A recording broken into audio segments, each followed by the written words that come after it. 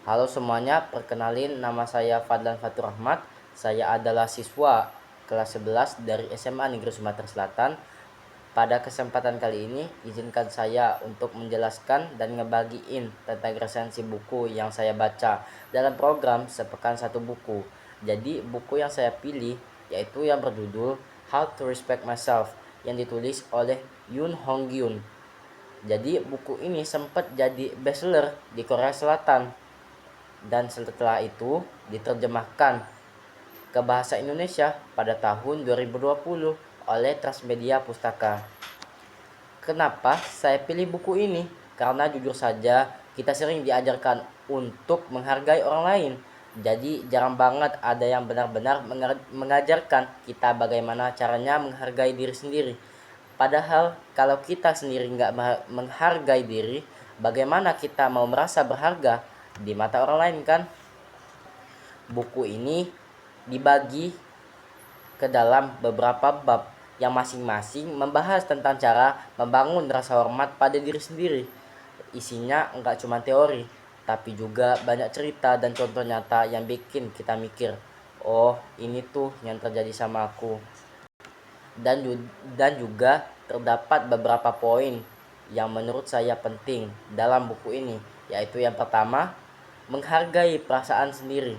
Kita sering memaksakan diri untuk selalu setuju, selalu bilang iya ke orang lain, padahal dalam hati nggak mau. Kenapa kalian itu memaksakan diri kalian sendiri buat ngomong iya ke orang lain gitu? Di sini juga penulis menekankan bahwa nggak apa-apa bilang tidak kepada orang lain demi menjaga diri sendiri. Yang kedua, tidak membandingkan hidup kita dengan orang lain. Penulis menulis bahwa membandingkan hanya akan membuat kita lupa menghargai perjalanan kita sendiri. Yang ketiga, membatasi hubungan yang merugikan. Menghormati diri sendiri juga berarti berani menjaga jarak dari orang-orang yang membuat kita merasa kecil atau tidak berharga. Keempat, memberi ruang untuk istirahat. Kadang kita pikir produktif itu harus sibuk setiap waktu, padahal menghargai diri juga memberi tubuh dan pikiran kesempatan untuk beristirahat. Buku ini bahasanya ringan tapi dalam.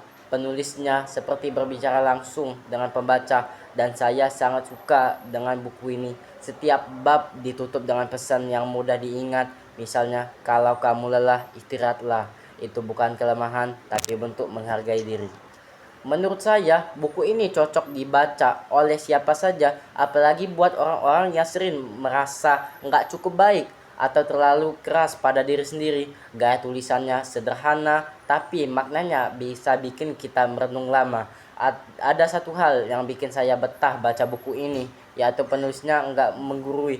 Dia tidak berkata, kamu harus begini, atau kamu salah kalau begitu, tapi lebih seperti teman yang duduk di sebelah kita, mendengarkan lalu memberi saran pelan-pelan. Buku ini juga mengajak kita untuk jujur pada diri sendiri, mengakui kelemahan tanpa merasa rendah diri, dan memahami bahwa menghargai diri bukan berarti egois, tapi justru langkah awal untuk bisa menghargai orang lain. Jadi, kalau kalian sedang berada di fase hidup yang rasanya melelahkan, sering merasa minder atau bingung bagaimana cara berdamai dengan diri sendiri, menurut saya How to Respect Myself bisa jadi teman yang baik. Saya pribadi setelah membaca buku ini jadi lebih berani menolak hal-hal yang tidak sejalan dengan hati saya dan mulai belajar memberi waktu untuk diri sendiri tanpa rasa bersalah. Semoga resensi ini bermanfaat dan siapa tahu setelah ini kalian tertarik membaca bukunya juga, karena pada akhirnya menghargai diri sendiri adalah investasi terbaik yang bisa kita lakukan untuk masa depan kita.